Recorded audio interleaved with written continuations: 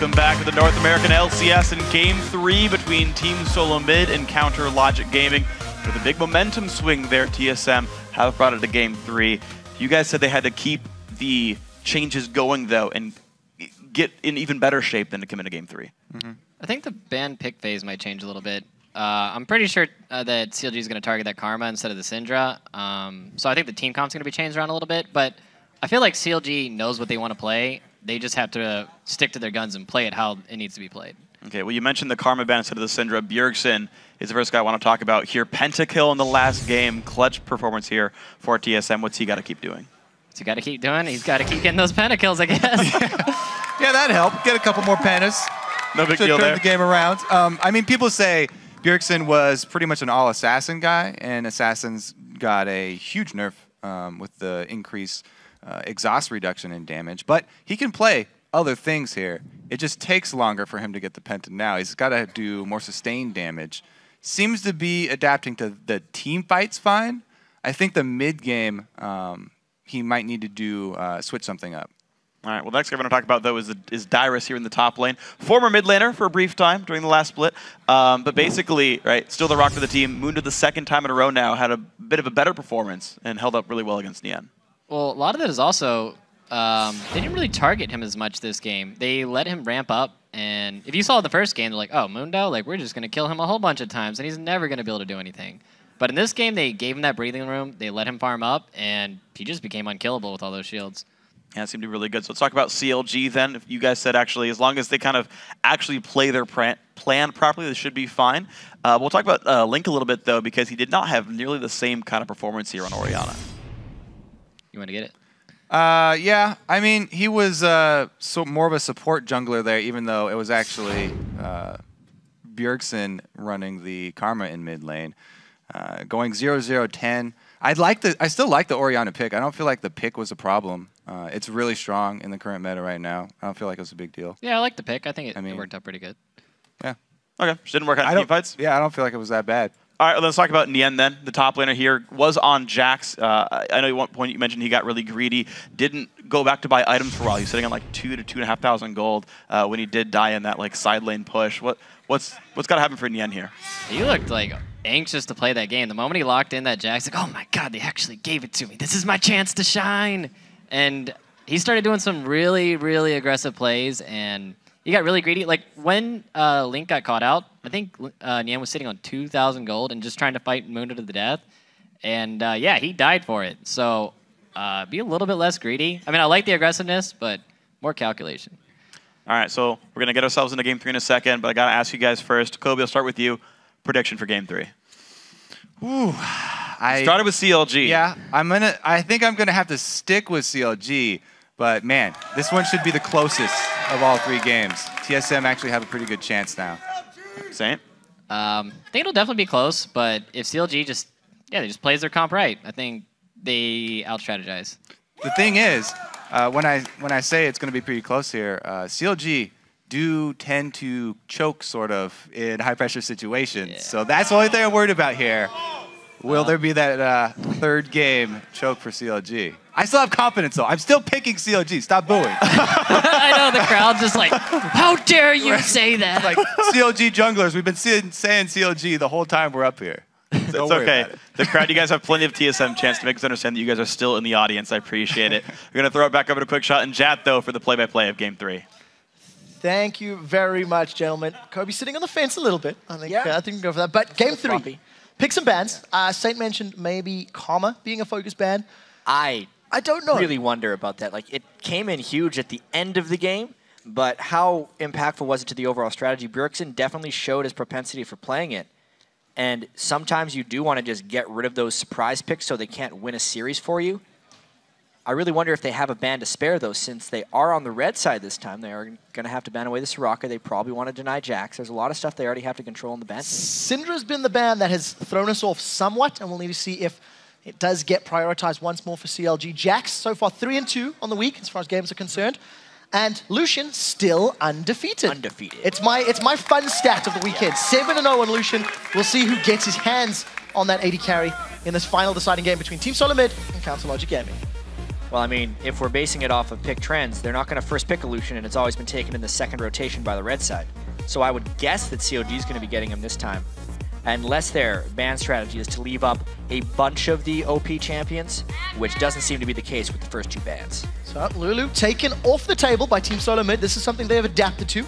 They banned it away in game 2. Lucian ban. There we go. So, trend broken. His 100% win ratio is kept intact. The rest of the bans coming through, as you've talked on already. CLG taking away that Soraka. They also have banned Jax. The question is, what will be their 3rd ban? TSM actually banned Thresh in game 1 of the series to deny that from Aphromoo.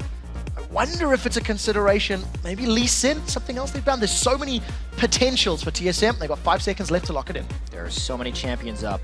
Kha'Zix ends up being the call.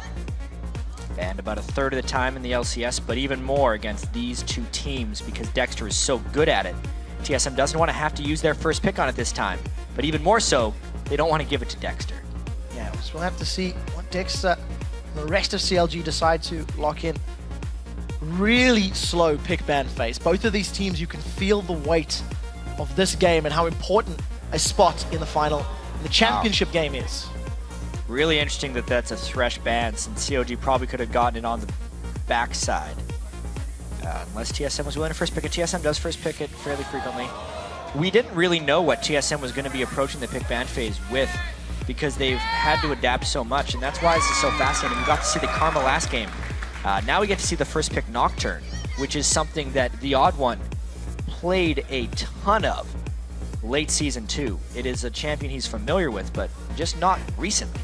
Forcing CLG onto a new jungler, or jungle champion for this series. Yep. Dexter run that Nocturne in both of the previous games, or at least give some of the initiation power maybe back over to TSM. They haven't had the strongest of go-in style champions. He was stressing right there. Still is. They're wondering what to do. I think they were really banking on being able to get the Nocturne. Those are not the faces of very happy men right now. I do want to touch on this Lee Sin. It has been locked in. 100% win ratio for Dexter coming into this. He was 4-4 on the split. The reason I want to highlight that, when they played Team Solo Mid in week 11, week 10, Dyrus was playing Shyvana, and Dexter instantly deleted and cancelled his Dragon's Rages over and over and over. Every time a Descent came in from that Shyvana, Dexter was really on point with getting him out of the team and protecting CLG. Thing is, I don't see any reason that Dyrus doesn't just play Mundo again. He spammed with the first 2 games. He got punished a bit in game 1. But if he gets to late game against a jungle Lee Sin, that kick on Mundo ain't going to do much. It's just going to slow him down a little bit, and he'll come right back at you with cleavers. Do notice that Dyrus currently has flash teleport on his summoners. The only reason I highlight that, he's been heal teleport both of his previous games. So maybe an indication that something else is coming. So again, we are still burning down the clock. Remember, the winner of this game advances to the North American LCS Spring Playoffs Championship game and is looking for a slot at All-Stars. Really? Leona and Renekton. So TSM has decided to do something completely different, or just do something old, in a sense. Just because Renekton, Leona, Nocturne is very much the win at 25 minutes TSM composition of days gone by, where they dominate the laning phase, they set up bot lane ganks with Nocturne, and they just try and execute and maintain control. That's the Renekton pick tells me. And we'll see if they can pull that off. We'll also see how important the opening minutes of this game will be. The towers have been traded and swapped, and if TSM are looking for that lane dominance that you've highlighted, maybe they want head-to-head matchups. Maybe they don't want to give up towers early on. Also, as a note, 5-5. Dyrus is undefeated on Renekton this split this year. If they're picking Renekton, they want to force Renekton into a 1v1 lane. They want Dyrus to be able to shine. Nien is really worried about this pick ban phase. Good lord.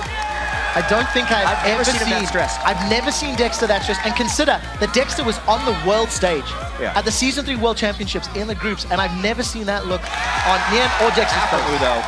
Aphromoo always brings out Alistar in the face of Leona so he can headbutt her out of combos, and they try to set that up. They usually do that with Vayne, though. This time they're doing it with Caitlyn. This is very low overall damage output by CLG. They're going to have to rotate exquisitely if they want to win this one. We'll need to see how Link decides to play that mid lane. Going to need some form of damage to back it up. TSM side, Every single champion on Team Solo Mid's composition is screaming early damage. Yes, early absolutely. damage is screaming early lane dominance, and we'll see who works it out. So Corki gets in for WildTurtle. Big pick there. It's just so many of TSM's classic champions is exactly what they went back to in this game 3. They took a complete move back to comfort, but because of the red side pick and ban meta that just developed within this series, the fact that they ended up banning the Lucian, they put CLG off kilter as well. CLG is playing something entirely different as well. These are common champions for CLG. It's what they're used to, but this would be a patch 4.2 or a patch 4.3 early 2014 season stuff that these guys are going at it. And at that time in the year, TSM was miles better than Counterlogic Gaming. Well, we'll have to see if that same trend continues. These comps somewhat reminiscent of the games you've seen this weekend. Yesterday when Curse was dealing with the poke that was coming out of Dignitas. It took 3 games for them to find their initiations. Team Solomid doesn't have that time. They need to be on point right now. They look like they've picked a very comfortable composition. It's really going to depend heavily on if TSM can get this early game control and understand where CLG has been going. CLG came out on top in both games 1 and 2 as far as early game map movements, and with this team composition, TSM has to jump on them early. We'll have to see if they make it work. Players are loading into the game. We want to know, once again, just remind you all to tweet at us who you think will win. Remember, the compositions and the look on Nien Tonso's face. That was stretched. Nien's face. Yeah, Nien's face. Or Nien Tonso, changed his name. Cast your vote by tweeting at LOL Esports, the hashtag TSM or CLG win. And it's been going back and forth. It's trended in CLG's favor. It has trended up in CLG's favor. I think for Nien, he really needs to settle his nerves. He's on that Trundle. He needs to be a tanky frontline because truthfully, if anybody gets past him, there's not a lot of damage sitting on CLG's roster. The whole team is a little bit low. I wonder how CLG is going to manufacture kills. That's really what they're going to have to do. They don't necessarily have the ability to force them. They don't have absurd team fighting ability. They just have to be very sneaky about the way they get things done. Dexter has to be completely on point with Lee. Everything has to work in synergy. We are into the deciding game of Team Solo Mid versus Counter Logic Gaming. TSM on the blue side for this one. Heavy initiation comp coming up against Counter Logic's control comp, I think I'm going to call it. Deciding spot in the championship game. A winner of this advances and has a chance to claim the title as the best team in North America for this split so far. And they're going to end up playing the winner of Cloud9 versus Curse. Cloud9, of course, the heavy favorites in the matchup, which comes up right after this. So we have League of Legends all day long. But what a way to start it off here. Hoping for more best of threes to go all the way. We had one of them yesterday. This is the same strategy that CLG pulled out in game 1, using Nien as that sort of lure, sitting in the river and waiting for anyone to come by. There's a fair amount of CC, but it doesn't look like TSM are going to fall for it. Previously, TSM were the ones that invaded red, and ladies and gentlemen, the TSM fans are out in force. I feel they were silenced in game 2, and they are back for game 3. After that Bjergsen pentakill, everyone came out of the woodwork for TSM.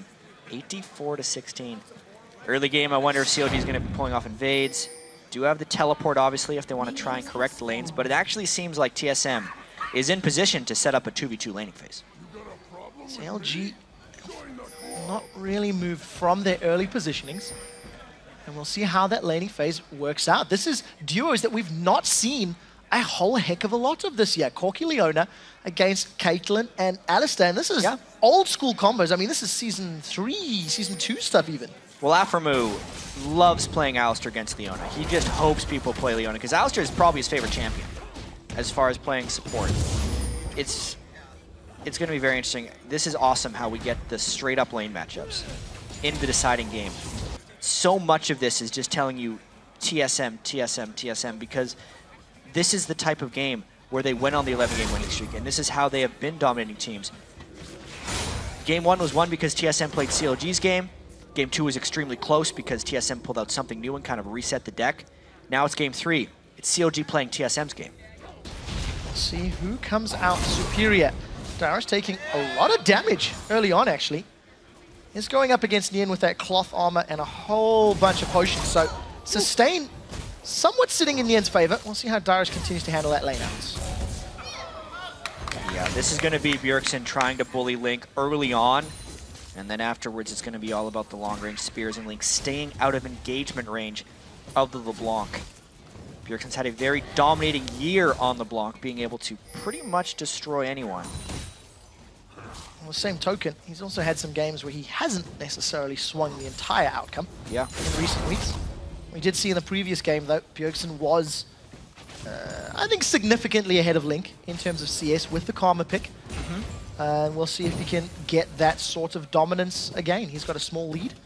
And here's the interesting lane that we talked about. Aphromoo into Xpecial. Caitlyn is one of Doublelift's favorite AD carries because of the ability to just keep someone at bay. Can't talk about that, though. Dexter going in for Dyrus. See how this works out. Dyrus does have Flash. He's going to slice once, does have Dice, does manage to get away. Sonic Wave connects. That's instant Flash from Dyrus. He's going to put distance between him and Nien. But Flash burn, successful gank by CLG. Yeah, Dexter's going to walk into the odd one. That's going to be a lot of damage. Spell shield is up. That is a lot. Dexter is going to continue moving safeguards away. That's a good amount of damage from the odd one on Nocturne. It is, but the lane is still frozen here for Nien if he keeps it here, and that should give him a bit of an experience edge on Dyrus. Dexter decides to shove it up a little bit. He's trying to keep pace with the odd one as well. Xpecial does manage to jump in the way. Finally stuns up Aphromoo. Held onto that shield of Daybreak for a very long time. But at the end of the day, trade in favor of CLG again. Yeah, before that gank happened in the top lane, we're talking about why Doublelift likes Caitlyn so much. She has a very quick attack animation, and when you're extremely good at Caitlyn, you can just stay completely out of range of someone with inferior range. Like Corki, 550, Doublelift will be very good at just getting those one auto attacks and always walking backwards extremely quickly. He's very tough to kill, especially late game. And with the Alistar, anytime they try and engage on him, it's just that added level of peel to isolate targets. WildTurtle, very low on hit points, does not have that potion to keep himself sustained. Aphromoo keeping Doublelift nice and healed thanks to heals that he's throwing out. One thing we didn't touch on, 2 ignites on the side of TSM. We'll get to that in a second. They've caught Link out. That is a root, but doesn't manage to connect with a Javelin. 2 ignites on TSM versus none on CLG. But Flash and Heal burned in the mid lane, and the ignites on TSM are just indicative of them trying to reset this playstyle to being earlier on. They're not playing the heal game. They're still playing their old win early, destroy the lanes style, and they're going to hope to power through the healing of CLG with multiple ignites. So with that being said, Counterlogic Gaming have had the first early wins in terms of the top lane and the bottom lane, forcing WildTurtle back. Link struggling somewhat in the mid lane, and CS is sitting pretty even.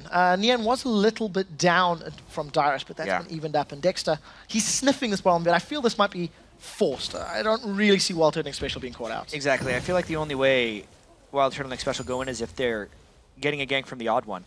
It's probably just a misread there by Dexter. He was hoping to counter gank, and Alistar would have been very good at supporting that gank, but it ends up just being Lee Sin standing in a brush for a small period of time. Nothing ventured, nothing gained, I suppose. Dexter's going to back away and still trading this top lane. Yeah, and Dexter is actually going for a very aggressive early game. As you can see, he's done 2 longswords before even completing his Spirit Stone, so he's most likely going for that Lizard Elder, but he's went for the damage first.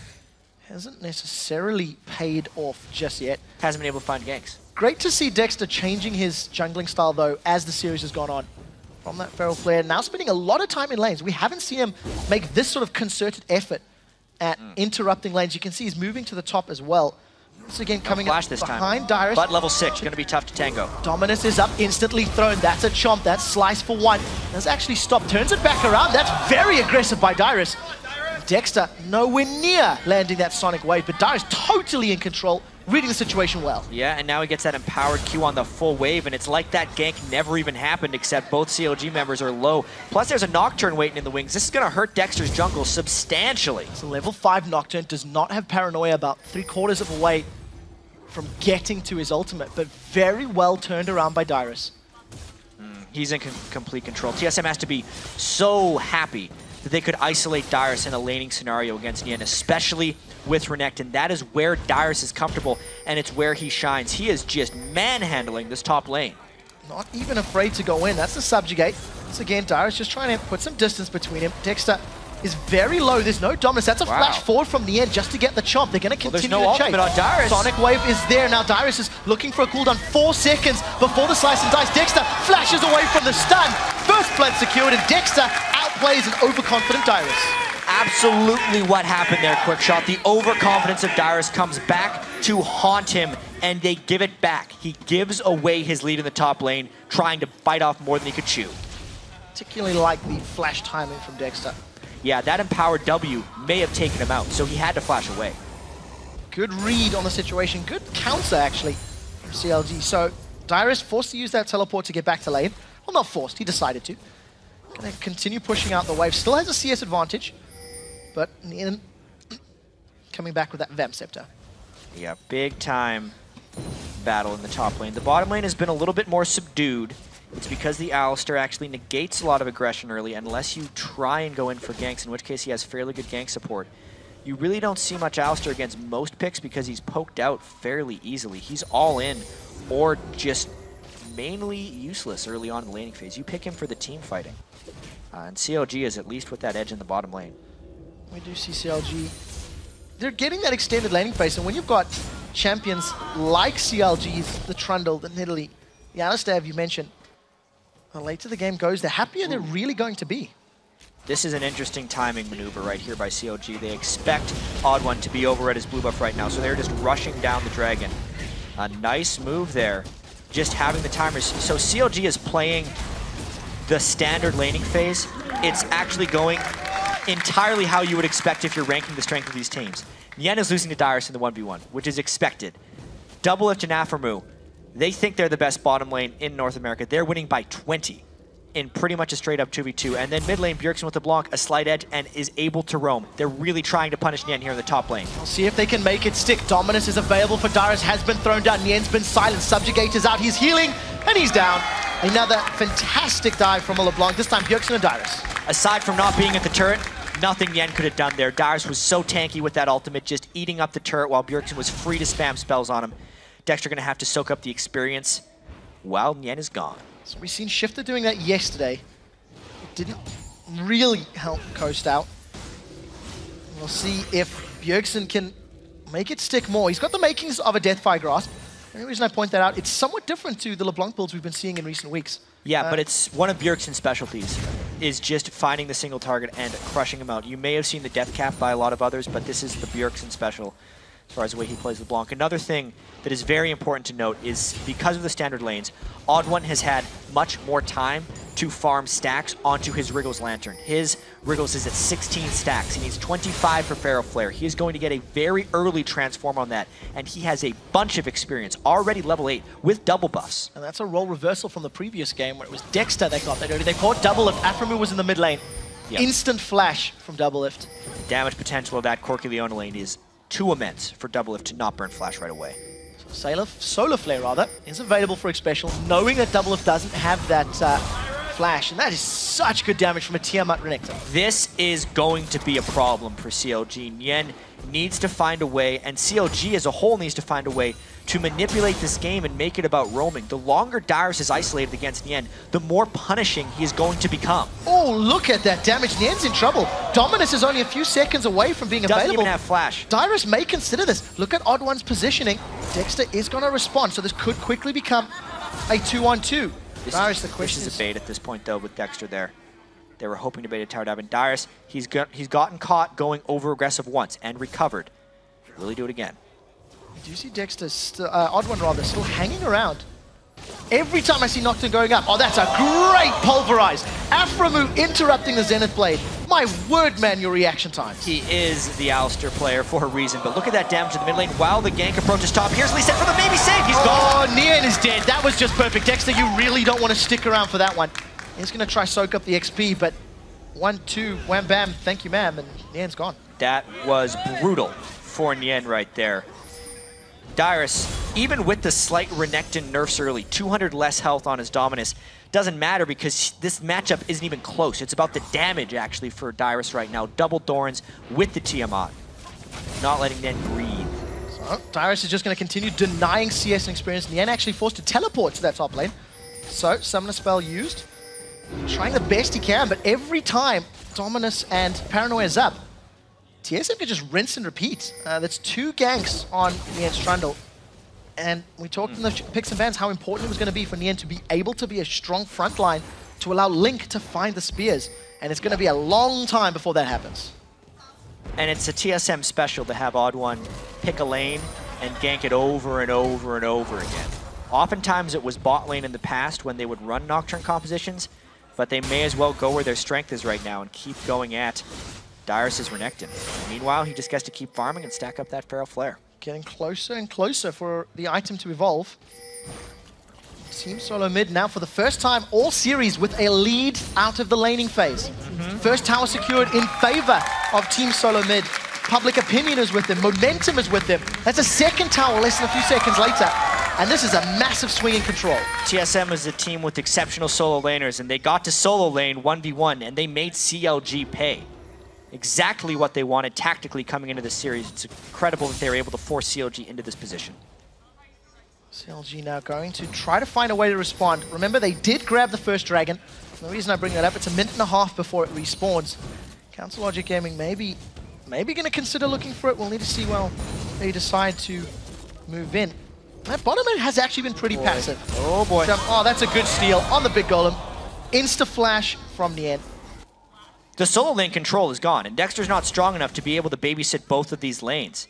CLG is quickly losing control of this game, and you think even to the very start of this strategically, what has happened really within this series to go from CLG having complete control and dictating the pace to TSM to it being completely the other way. This is the TSM style. They are getting exactly what they want, and CLG is getting nothing right now. Well, we'll have to see how it works out. Xpecial and WildTurtle combo up together to get that pink ward down. So the pink eye in the bush has been removed. And CLG still looking to farm themselves up. The only moves we've really seen has been from Dexter in the top lane, and it hasn't worked out. It's one of those situations where it's so difficult if you try to gank a losing lane, especially one that can turn it back around, as Dyrus has already done this game. Here's the trickiest thing. He's went Sightstone Lee Sin.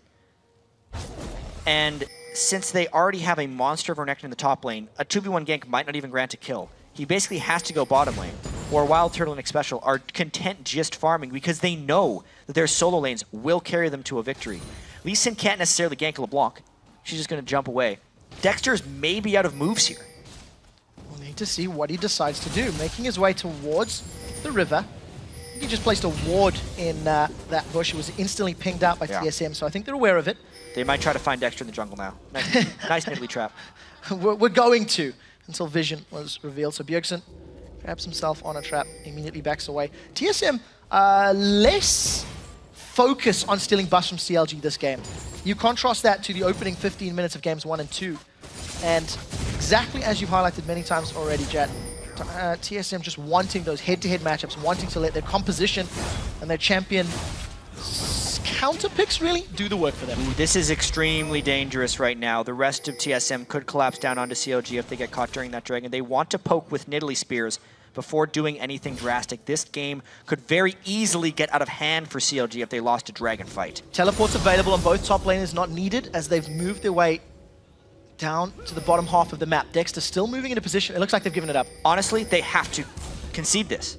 There is too much strength on TSM right now. Dyrus is level 12 to a level 10 Nien in the top lane. Even though both top laners have came down, both top laners aren't really there because Nien isn't a full person right now when compared to Dyrus. This is just too much for TSM. Too much for CLG to deal with. TSM, it feels like they're trying to bait CLG to start the dragon because TSM have made no movements for it. They also don't want to get poked down by Nidalee spears. Keep that in mind. Instead, they've stuck both Dyrus and Bjergsen in the mid lane. No one from CLG is here to defend this. We do see Link, he's taking a long walk around. If the minions hold true, this could be another tower for TSM. I think it's going to be.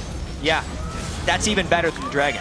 They were using the dragon as a way of drawing CLG away from the mid lane, and then because they are so much stronger as a unit, they moved through the CLG jungle, preventing the rotation past the blue buff, and giving them free time on that turret. Just like that, the strategic control and decision-making you now feel is in TSM's hands. Games 1 and 2, it was all about CLG and their movements and their plays. And now, how does CLG bounce back? How do they do what TSM did in the previous game to bring it back into this match? It's going to be incredibly difficult at this point.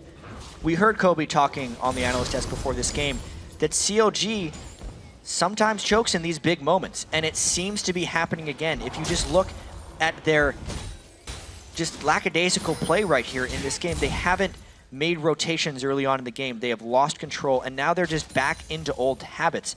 playing TSM's game is not the way you beat TSM. And now they just go and get the dragon. CLG are too far away for this. By the time they even get within distance, it will be secured. So Team Solo Mid grab themselves a 4,000 gold lead, their first dragon of the game. Map movements are in favor of TSM and they're doing well.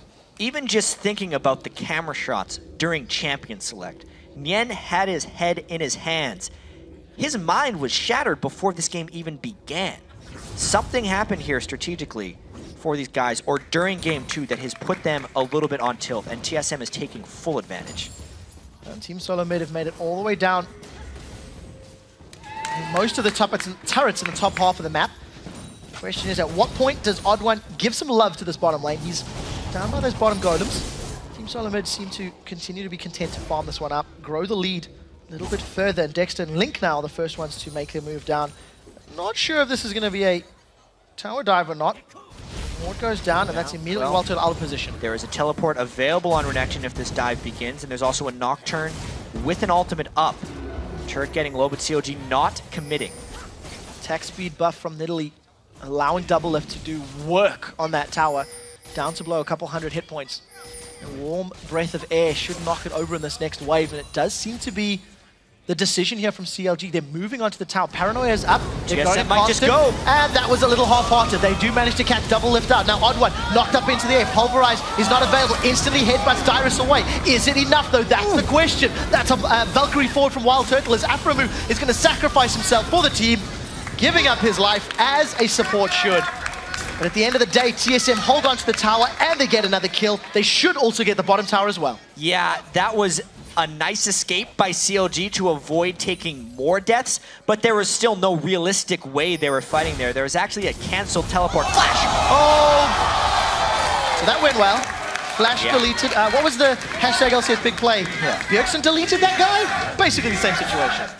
That was big. That's the DFG right there from Bjergsen coming in. Dexter, nowhere is safe at this moment, and the push should continue now from TSM. They're taking advantage of that 20-minute laning phase. There's nobody on CLG that can defend this. If Doublelift sticks around, he may get jumped. He has been jumped. Bjergsen bursts him down. Summoner heal has been used. Now Bjergsen gets knocked up. As tower hits, plus the javelin means he goes down. All of a sudden, TSM, have they bitten off more than they can chew? The answer does look to be yes. Xpecial has given up his life, and Dyrus is just going man mode, pushing CLG away. Nien is finally coming into his own. Dyrus stuns up Nien. We do see WildTurtle still untouched. Nien still alive. Safeguard shield keeps him up. Now WildTurtle is the next target. Can the slow come in? That's the question. Headshot proc. That's him down.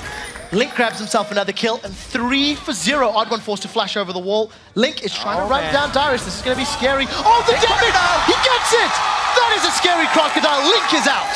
Link overcommitting right at the end of that fight. TSM does overcommit that fight, though. You can see there is some nice kiting potential for the CLG team if the dive is too big. That is very critical for CLG getting at least something back. Getting a kill onto Bjergsen, getting a kill onto Turtle, all very important things. Still, though, a 5,000 gold edge. Oh, Chain doesn't connect, and that means Bjergsen needs to back off. So CLG make the best of a bad situation. They lost their tower. They did give up a few kills. Talk us through this. We have to see this one more time. Doublelift got so low that it kind of baited TSM in, but the stun with the Nidalee spear, man, Bjergsen was down. He's the biggest threat right here. And then, with Bjergsen down and no mana on TSM, I think is the critical thing. OddOne and WildTurtle were both out. It means Corki can't be a persistent threat, whereas Doublelift still can be from the back with his Caitlyn. Then it's just a matter of trying to chase down with pillars and returning fire throughout. Dexter finally comes in at the very end, saves Nien from that auto attack kill. Unfortunately, that Q falls wide. They can only get Turtle. OddOne had this flash the entire time. He was hoping to split CLG's focus, which he did. And obviously, we saw the overcommit at the end from Link, hopping into a big crocodile. So, Team Solo Mid, a momentary weakness, I think. I'm using that word very loosely, of course, because CLG also committed, also chased, which allowed TSM to grab themselves a few kills on the way out. Gold lead is continuing to grow. You have to highlight that. We're up to 5,500 sitting in TSM's favor. The only tower that has fallen on their half of the map has been in that bottom lane thanks to that previous team fight. So CLG still sniffing for objectives. Yeah. That's confident. And there was a kill in the mid lane while Dyrus was laughing all about that one. We'll get that replay up as soon as this action calms down in the top lane. It is just crazy that it's 5 turrets to 1 1v3. for such an objective control team. That's paranoia comes in. Doublelift is being forced out. He's feared. He's held in place. Dyrus gets the kill credit. 3 members of TSM trying to surround members of CLG. Dexter's taking them on a wild ride. It's another kill for Dyrus. 4-1-4. And the push in the mid lane is just continuing. TSM is taking everything from CLG and leaving them with nothing.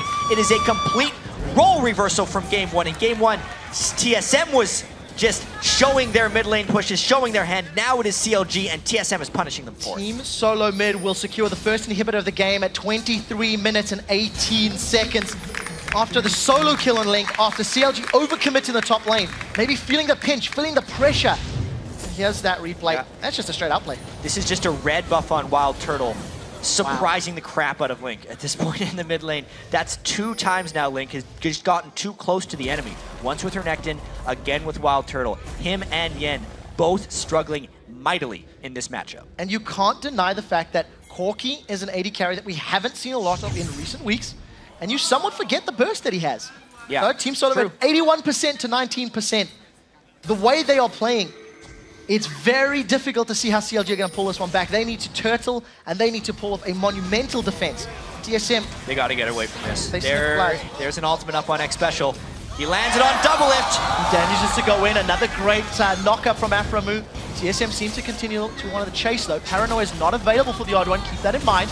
Ace in the hole gets channel, but they're just focusing Xpecial. None of the carries have taken any damage. Wow. Yeah, Xpecial's low, but the carries are still there. Dyrus is the crocodile you want to see. It's a desperation fight for CLG. They see someone low, they're trying to get as much as they can. It's not going to work out. Nien does throw out that subjugate. Here comes Bjergsen from the side. Tries to burst somebody down. Nobody has died yet. This is the longest engage of the game so far. Dexter's the first victim. Nien follows suit. Dyrus is putting on those blue sage shoes, and the giant crocodile's looking for the cow. The paranoia finally comes available, and Doublelift is being chased by TheOddOne. Manages to get the Dustbringer and the Fear. Doublelift's going down. Does manage to use the something heal. Keeps himself up for a few more seconds. It's not enough. There are super minions on the Nexus. Ladies and gentlemen, Team Solo Mid are going to the championship game. Team Solo Mid are pushing down the base. The teleport comes in from Dyrus, and faster than all 3 of the games, TSM closes out CLG.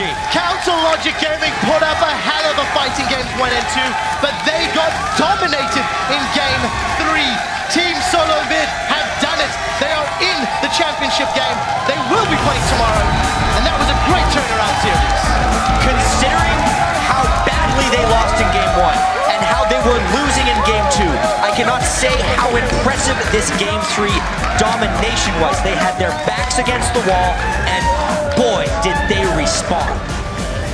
Have to question what was going on in CLG's heads. What was going on in that camp? Beginning of the game, Nien looks shell-shocked. Yeah, look at them now. Dexter, equally so. Crushed at this point. The storied history between these teams, how long CLG has been aching to knock TSM off of their pedestal, and it was not the day today. Everything was in CLG's favor, but TSM just pulled it through in the end. Last time CLG took a series of TSM, which didn't even result in a tournament victory. MLG Anaheim, 2012, if I recall correctly, a long time ago. I do, however, want to say that this is the first time in a long time that you feel that TSM and CLG are much closer to evenly matched. Yes. This series could have gone either way. They are so close to the same level. And you could really see it just based off the 2 games. Honestly, if you're breaking it down game by game, CLG won game 1 pretty much as hard as TSM won game 3. Yeah. And that game 2 could have won either way. It really could have. Yeah. And the positional mistakes, the positional errors of CLG where they got caught up by that Baron in game 2, that was the opening that allowed TSM to get in there, that allowed them to pick up the 2-1 victory in the semifinals. Yeah, and in the final game, a lot of it came down to the MVPs of TSM. They're solo laners so often. Bjergsen, a lot of his roams top did help Dyrus get going. They defaulted back to the Renekton.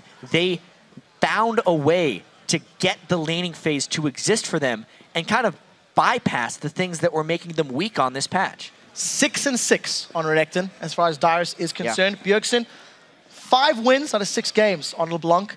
Xpecial going back to a comfort pick. I mean, even WildTurtle going back to Corki. He's old school ADC player. It's something you're familiar with. And it caught CLG off guard. Yeah, and that stuff gets them into the finals. Now they're going to end up facing the winner of our next semifinals. We can see this bracket right here. Cloud9 versus Team Curse is coming up next to face TSM in a final showdown, which will take place tomorrow. And of course, because Council Logic Gaming did secure the loss here, they will be taking part in the third fourth place decider, which will be against either Cloud9 or Team Curse. That'll be first thing tomorrow morning. So great series here in the semifinal. Great victory by Team Solo Mid. And deserved victory, I feel. They really crushed and killed in Game 3. And it's not over for them.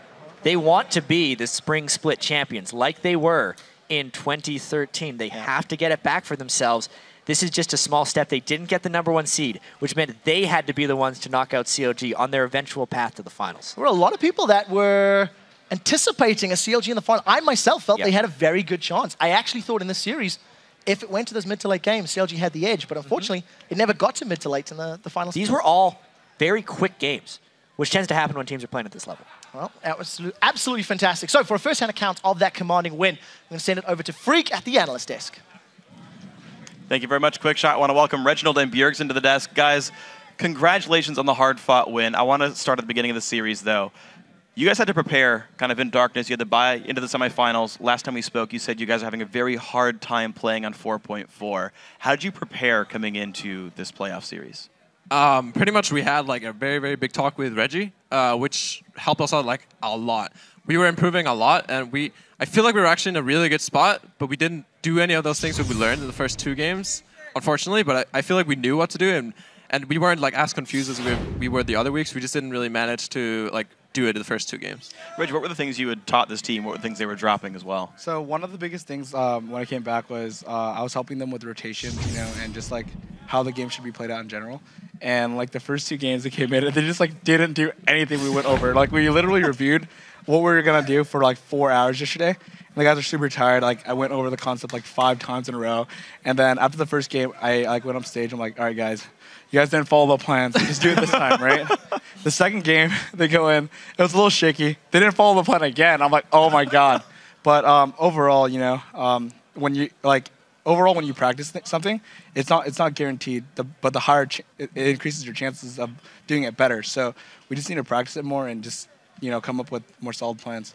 Now, Reggie, I can help but notice your voice seems a little hoarse. Are you cheering your team on throughout the game? I think it's the PAX Plague, maybe, with the cheering. The first game, I was shouting. The second game, like it was so intense. I actually thought that CLG was going to take the game, and then Xpecial came up with the flash hook. If Link flashed it, it would have been a much harder game. But he got caught by the hook, and we snowballed into Baron. Dyrus also made a huge play bottom, solo killing Jax. And what happened there was, we just snowballed the game and won. But like that game was a very hard match, and we were slowly climbing back in. It looked really grim though. So I was just shouting and going crazy, and I was like so nervous. Like I didn't even want to watch the match at one point. So, I mean, you talk about this match being so important and nerve-wracking and whatnot. I mean, it's the long-time rivalry, TSM versus Counter Logic Gaming. I know, Reggie, you're now, coaching in the role must be harder for you, but, Bjergsen, you're kind of absorbing this one now, right? And you're the new you're the MVP of TSM, right? You're leading the charge. What's this match mean to you? Also, because I played against Dexter a lot, and we're good friends, so I kind of have that rivalry too. So I had a rivalry with Dexter, and then we just end up on CLG and TSM. So we kind of have like a friendly rivalry, and then I just join in on the CLG versus TSM bandwagon, pretty much. You just keep it going. All right, so I want to talk to you then. We'll get ourselves into the games now. Gigantic team fight for you guys. It pretty much sealed the deal there down at Dragon, Game 3. If we can get that replay up on your screen. I want you to walk me through how you chose to engage this fight. Yeah, I think we went a little bit too hard here. Xpecial and Dyrus should have definitely backed off earlier with TheOddOne, and we would have just been at the Dragon earlier. So Xpecial takes a little bit too much damage because we went in too hard, but we're just so far ahead at this point. We're at 8K, I didn't even realize we were that far ahead. So we kind of like engage and disengage. Here I actually go for Doublelift, but Aphro has an amazing headbutt that pretty much just like stops my kill on Doublelift.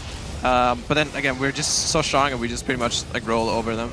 I would say if Aphro didn't actually use that headbutt, I would probably have insta-killed Doublelift, so that was really well played by him. You actually mentioned that you were you didn't realize you were 8,000 gold ahead. Yeah. How do you sort of catalog advantages in your head? Like, how do you realize, like, oh, we took a bunch of health, but even in like a 4v5, we're okay? Like at least I knew we were like at least 5K ahead, so I knew we were a lot stronger. But it's like when your support misses or uses all, and then we don't get the engage on, and then he gets really chunked. It's hard to know exactly like how much of that gold really matters into a team fight if you're pretty much just lacking one member from the beginning of the fight. So I actually want to press you on a couple other things that happened throughout the series. You picked up mid lane Karma here.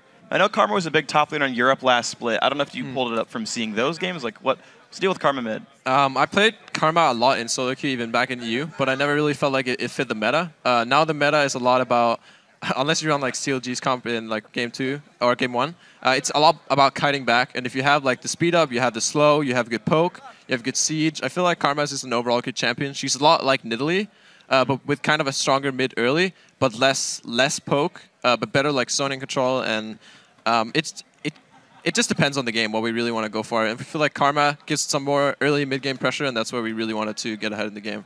Well, it's actually good you bring this up then, because our next replay is actually your pentakill in game 2. If you want to pull that replay up, Bjergsen, if you want to do the honors, talk to me about how this all came about for you. We're pretty far ahead here. Like, we got Baron. I think I just got like a major buy. It's Athene's Deathcap and Void Staff. They get kind of a half-ass engage, so they can't really do too much to us here. And we run back a bit. We're not really sure if we want to fight because they're not going too hard either. They only get Shockwave on Dyrus. He's a massive tanks. Doublelift goes a bit too far in. So Xpecial just gets a good flash play. I don't know. We just pretty much roll over them. I think I managed to shield Dyrus. No, I shield WildTurtle instead. That's a misclick. But look how much damage my Mantra Q does.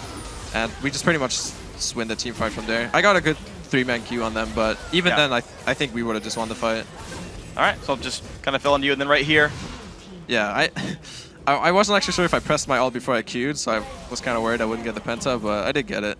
Let's go. How did it feel like? You're like, oh my god, we came back in game 2, because I know you said you're already winning, but like you're down game 1, you've got to win that one. Is that like when you realize we're back in the series, or was it the earlier fight? It was just like when we called Link, I just knew we were back in the game. Even getting the penta, I didn't feel as excited as I think I should have, or people expected me to, because I'm like, damn, I think we should have lost that game. And that's that's what went through my head, was like, I got the penta, but I think that we should have lost that game. But first thought. Like, at least we capitalized on their mistake, and that's really what mattered. Yeah, and that went really well. So you guys won game 3. Reggie, I want to direct this next question to you. You guys know that tomorrow you're going to fight the winner of Curse versus Cloud9. That's the next match. Where are you going to watch that from? We're probably just going to watch it from backstage and just talk about the game and probably rewatch the games a lot tonight and just come up with a good strategy for it. It's definitely going to be a tough match, but you know, we're going to try our best and come in with a good plan. I think we feel a lot more comfortable after beating CLG. It was just one of those things where we haven't played a match in 2 weeks, and going into it, we're worried because of all the new changes. But it looks like we're gonna have a good strategy going in for tomorrow. Well, that's good. You guys seem to adapt throughout the day. Of course, Reginald, good birthday present there to win the semifinals. Your team is top 2 now. If you can win tomorrow, you'll go into the All-Star Invitational. I guess Bjergsen, you're going regardless, either in the challenge or the Invitational. So we'll see you in France. So. You guys, incredibly well played game. The best of 3 went through for you guys. Really awesome stuff. So I guess I'm trying to think of what the next thing to say is. I guess our next match, Cloud9 versus Curse. How do you feel about those 2 teams? We've been scrimming Curse a lot, and I think that they actually looked a lot stronger in scrims than they did against Dig yesterday. Maybe they had they just have to feel confident, but I feel like they've definitely improved a lot. And I think if Cloud9 don't, if they underestimate them the slightest, I think Curse can easily pull out, not easily, but they can pull out a win if Cloud9 doesn't play their fullest. Reggie, how about you? Curse has been looking really strong lately, but the games in Dignitas looked really sloppy. I think that Dignitas should have won that game, but they ended up throwing it at Baron like always. That's kind of mean, but it's true. You know, the games were really close. C9's the type of team where, you know, if you lose advantage, they're going to snowball on you completely. So with that type of play, they're not going to win. But, you know, they were doing really well against instant scrims, and they were playing a lot better than what they showcased. I think if they can just get it together, pick good champions, just come in, they can definitely take the match if they just play well. They're really good if they're on their best, but, you know, they have off days as well. All right, well, guys, thank you very much. Congratulations on the win. We'll see you tomorrow in the finals, the best of 5. That'll be fun no matter who you're facing against. Well, after the break, we're going to get to our next semifinal matchup, Cloud9 versus Curse. But first, TSM is one step closer towards winning the North American LCS and securing their spot at All-Stars Paris. And for many players in the league, this is the chance of a lifetime. It feels really good to be in the top 3 for All-Stars, because that means basically if TSM, CLG, or Cloud9 win playoffs, then I'll go to All-Stars. I kind of came here not knowing how the fans were going to react, because I had to fill some big shoes for Reginald, and I'm happy that people feel like I'm doing a good enough job to even get voted into All-Stars, so I'm super happy about it. Yeah, it's an honor, you know, because When I was coming into the season, I didn't make Worlds. I was pretty sad. And I was like, okay, like, this might be my last season playing competitively, so I gotta make it count. When I saw, like, oh, people actually think I'm still good, it was a really big confidence boost, and it was really cool to do that. And I want to do it again, and just make my fans happy. I actually want to go to All-Stars because that's in Paris, and who doesn't want to go to Paris? France does have a lot of stuff that I would like to see, and it's a pretty cool tourist destination. It's like a romantic town, isn't it? With like it's like a town for girls and guys, and it's just like I'm there with my team. I guess I'll go on a date with one of them or something. I think it'd be really nice to just kind of see what the hustle and bustle is about in Paris. I kind of want to go see, obviously, the Eiffel Tower and just go to like all the landmarks and stuff. I love traveling, and I would love to just explore the city if we have time. I'm excited about the whole idea of Paris. If we end up going to Paris, it just means that we're the best team in NA at that point. Ultimately, I would prefer to go with my team because they're my team. We're really excited to have a chance to go to All-Stars. We really want to go. I think it's really huge, especially going into the summer split, having like played against other regions and talking to other regions, like how they play, see how they play. You get international experience and you get to play against the best teams in the world that people watch from other regions. It's going to be a really great experience and really help us understand where we are on the world level. I want to go to be able to play against Impact, against all the other infamous top laners from other regions. I want to be able to play versus them and experience how great they are as top laners and to be able to learn from them. Mainly, I only want to play against the Koreans because they're the best in the world. SKT is going, so I definitely want to play against them. They're the strongest team, and I want to see how we fare against them. Faker is a god. Their entire team is just flawless. The region I would look most forward to is probably playing against EU, because it's where I came from. Being able to play versus anyone, even in Europe, or whether it's Korea or China, then it's just going to be an awesome feeling. People are voting for me, so I'm just really happy about it, and if they want me to represent NA, then I'll do it. It means a lot knowing that all these people have voted for me. There's, over 100,000 votes for me, that they just want me to represent the region, and it feels really good. If we're able to win, that's awesome. Like, that's enough for me already. I just really want to do it, just to show people that I can do it.